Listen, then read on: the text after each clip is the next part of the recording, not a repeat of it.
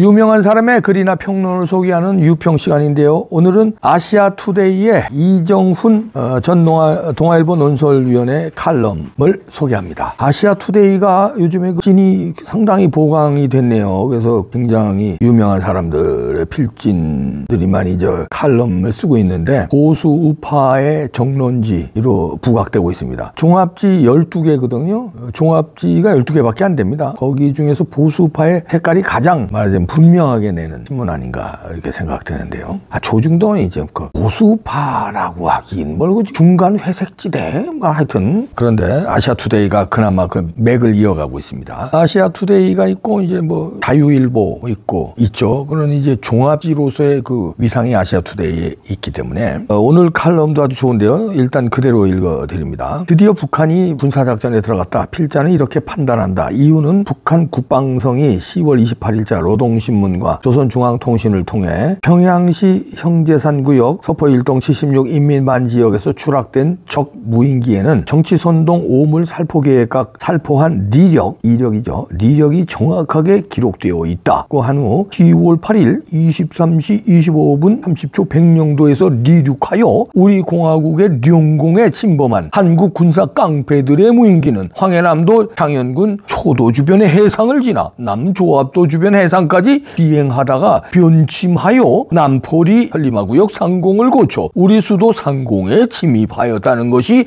해명되었다고 밝힌 탓이다. 북한 주민도 보는 노동신문을 통해 한국 무인기가 평양에 침입했다는 것을 인정하고 우리 공화국에 대한 주권 침해 행위가 재발하는 경우 모든 환난의 근원지 도발의 원점은 우리의 가혹한 공세적 행동에 의해 영영 사라지게 될 것이라는 국방성 대변인의 경고를 실은 것은 가벼이 볼 수 없다. 한국 무인기가 남포시 천리마구역 상공으로 들어왔다고 한 것도 유의해야 한다. 천리마구역에 평남 강서군 초리면 강선리였기에 지금도 이곳엔 강선역이 있다. 6.25 전쟁 후 북한은 이곳에 강선 제강소를 세웠는데 1959년 진흥원이라는 이가 노력 경쟁인 천리마 작업반 운동을 일으켰다. 그리고 강선 제강소는 천리마 제강 연합 기업소로 이곳은 남포시에 편입되면서 천리마구역으로 개칭됐다. 구역은 우리의 구에 해당한다. 한미정보당국은 천리마 제강 연합 기업소 안에 비밀 우라늄 농축시설이 있는 것으로 보고 있다. 9월 13일 노동신문과 조선중앙통신은 핵무기 연구소를 현지 지도한 김정은이 핵탄 생산 및 효능 핵물질 실태를 료해하고 무기급 핵물질 생산을 늘리기 위한 전망 계획에 대한 중요 과업을 제시했다 라고 한 후 생산 현장을 둘러보며 보기만 해도 거저 힘이 난다. 자만하지 말고 원심 분리기 대수를 더 많이 늘리는 것과 함께 원심 분리기의 개별 분리능을 더욱 높이며 이미 완성 단계에 있는 새형의 원심 분리기 도입 사업도 계획대로 내밀어 무기급 핵물질 생산 토대를 더 한층 강화해야 한다 라고 했다며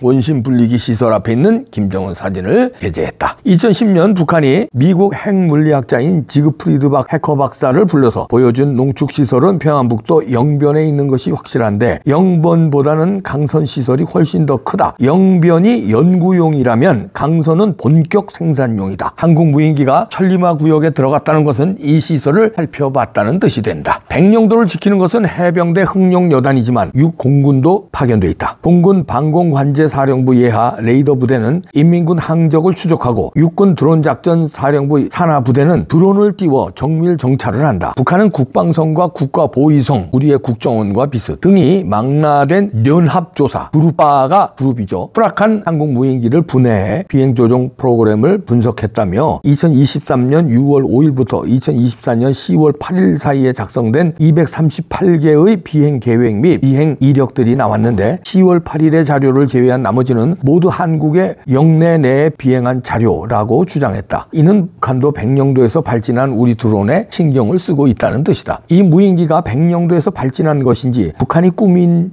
무인기인지는 알 수가 없다. 그러나 북한이 우리 무인기로 단정하고 재발할 경우 도발의 원점은 우리의 가혹한 공세적 행동에 의해 영영 사라지게 될 것이라고 한 것엔 주목해야 한다. 백령도 등 서해 도서를 공격 지점으로 선정했다는 있다는 뜻이기 때문이다. 10월 12일 인민군 총참모부 전시정원 현제대로 완전 무장된 8개 포병여단 10월 13일 20시까지 사격 대기 태세로 전환하고 각종 작전 보강 사업을 완료하라는 지시를 내렸다. 10월 13일 20시 이후론 언제든지 사격할 준비를 갖추라고 한 것인데 이제는 무인기 발진 원점을 거론했으니 인민군은 표적을 선정한 것이 된다. 폭풍 군단의 러시아 파병으로 한국 여론이 들끓고 있는 지금이 북한으로서는 한국 보수파의 기세를 꺾어 놓아야 하는 절실한 시점이 된다. 야당이 김건희 특검법 재발의 통과에 집중할 때 북한이 마리 앙뚜아네트 뺨칠 김건희 왕비 일화를 용산에 떨어뜨리기 위해 전력을 다한 것도 같은 맥락이다. 명령이 떨어지면 무자비하게 시행되는 것이 작전 계획이다. 그러나 카운터 작전 계획도 있다. 2010년 천안함 연평도 사건 때처럼 일방적으로 당할 것인가, 대응 작전을 마련해 역공을 가할 것인가는 전적으로 우리의 결단과 능력에 달렸다. 김정은에게도 패한다면 윤석열 대통령은 버티기 어렵다. 둘 중 한 이는 크게 울어야 할 시간이 다가오고 있다. 자, 이런 아시아투데이의 이정훈 칼럼인데요. 김정은은 작전을 만천하에 공개한 거죠. 그러니까 세부 작전을 공개했다는 게 아니라 연평도 포격, 서해오도 포격하겠다는 비슷한 얘기를 한 거나 마찬가지입니다. 백령도에서 무인기를 날려서 평양에 왔다. 그거 가지고 지금 흥분한 거거든요. 그럼 백령도를 원점 타격하겠다고 했어요. 그럼 이제 백령도를 포격하겠다는 얘기나 마찬가지인데 백령도는 포격한 적이 있지 않습니까? 천안함,